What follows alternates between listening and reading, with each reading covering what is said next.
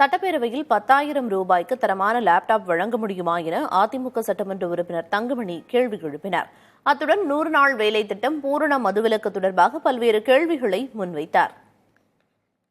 Budget தொடர்பான விவாதத்தில் பேசிய தங்கமணி, தாலிக்கு தங்கம் வழங்கும் திட்டம் நிறுத்தப்பட்டு மாணவியருக்கு மாதம் 1000 ரூபாய் வழங்கும் திட்டம் செயல்படுத்தப்பட்டது என சுட்டிக்காட்டினார். அதன்படி 3 ஆண்டுகளுக்கு 36,000 ரூபாய் மட்டுமே கிடைக்கிறது. ஆனால் தங்கத்தின் விலை 67,000 தாண்டிவிட்டது என்பதால் தாலிக்கு தங்கம் வழங்கும் திட்டத்தை தொடங்க வேண்டும் என கோரிக்கை வைத்தார்.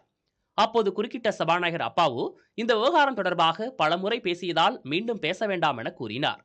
இதனைத் தொடர்ந்து பேசிய தங்கமணி, 100 நாள் வேலை திட்டத்தில் நிலுவையில் இருக்கும் ஊதியத்தை மாநில அரசே வழங்க வேண்டும் என கோரினார். இதற்கு பதிலளித்த அமைச்சர் பெரியசாமி, மத்திய அரசு திட்டம் என்பதால் தொழிலாளர்களுக்கு ஊதியத்தை நேரடியாக வங்கிக் கணக்கில் மத்திய அரசு செலுத்தி வருவதாக பதிலளித்தார். பின்னர் பேசிய தங்கமணி, தமிழ்நாட்டில் பூரண மதுவிலக்கு உண்டா இல்லையா என்பதை தெளிவுபடுத்த வேண்டும் என கூறினார். இதற்கு பதிலளித்த செந்தில் பாலாஜி, அதிமுக ஆட்சியின் போது இதே துறையை கையில் வைத்திருந்த நீங்கள் என்ன பதிலளித்தீர்கள் என்ற குறிப்பு உள்ளது, அதனை பற்றி பேச வேண்டாம் என நினைப்பதாக கூறி அமர்ந்தார்.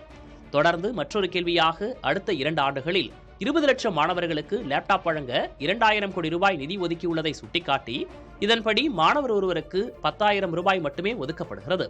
10,000 ரூபாயில் தரமான லேப்டாப் வழங்க முடியுமா என கேள்வி எழுப்பினார். இதற்கு பதிலுரையின் போது அமைச்சர் தங்கம் தென்னரசு பதிலளிக்க வேண்டும் என்றும் தங்கமணி கோரிக்கை வைத்தார்.